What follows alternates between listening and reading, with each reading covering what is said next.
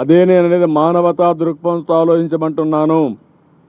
మన కుటుంబ సభ్యుడు ఒకడు చనిపోతే ఏ విధంగా ఫీల్ అవుతామో ఆ విధంగా అధికార యంత్రాంగం ఫీల్ కావాల్సిన అవసరం ఉంది.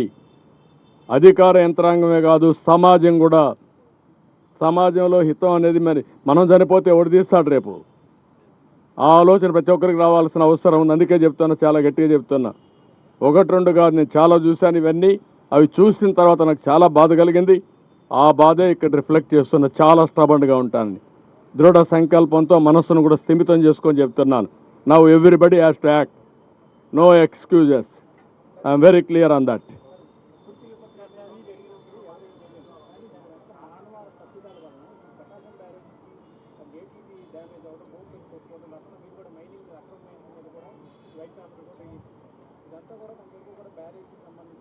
ఇప్పుడు నేను ఏమంటున్నానంటే, మీరు అన్నట్టు కుట్రలు జరుగుతూనే ఉన్నాయి. ఇంత వర్షం పడితే, ప్రజలు ఇంత ఇబ్బందుల్లో ఉంటే గుడ్ల వల్ల ఇష్యూ రేజ్ చేస్తారండి? బుద్ధి జ్ఞానం ఉందా మీకు?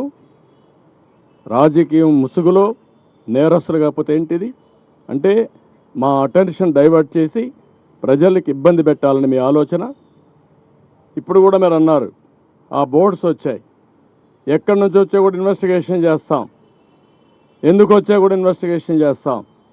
అందులో కూడా ఎవరైనా ఉంటే మీరు అన్నట్టు ఆ బోట్లు వచ్చినప్పుడు కరెక్ట్గా అది కొట్టుకున్న ప్లేస్ చూశాను నేను. ఆ ఇది కూడా బెండ్ అయింది, వంగిపోయింది.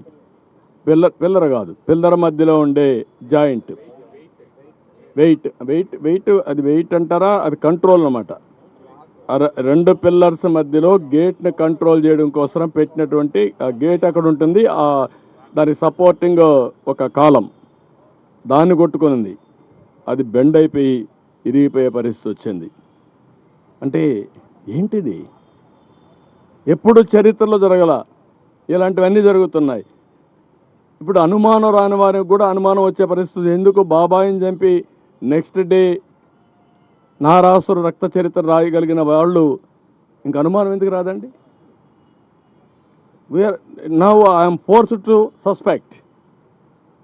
ప్రతి ఒక్క ఈవెంట్ చూడండి, పాయిజన్ హాస్టల్స్లో ఏంటివన్నీ. 1-4 సార్లు చెప్తున్నాను. ఇంక అందరిపైన నేను మా వాళ్ళపైన యాక్షన్ తీసుకోండి. ఎందుకంటే ఎక్స్ట్రా కేర్ఫుల్గా ఉండవలసిన బాధ్యత అధికార యంత్రాంగం పైన ఉంది.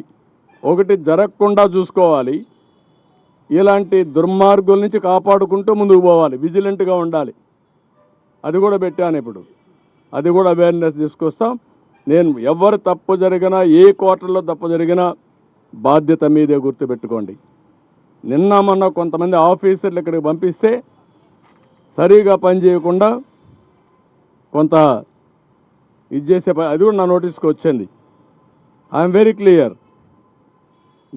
We are all here.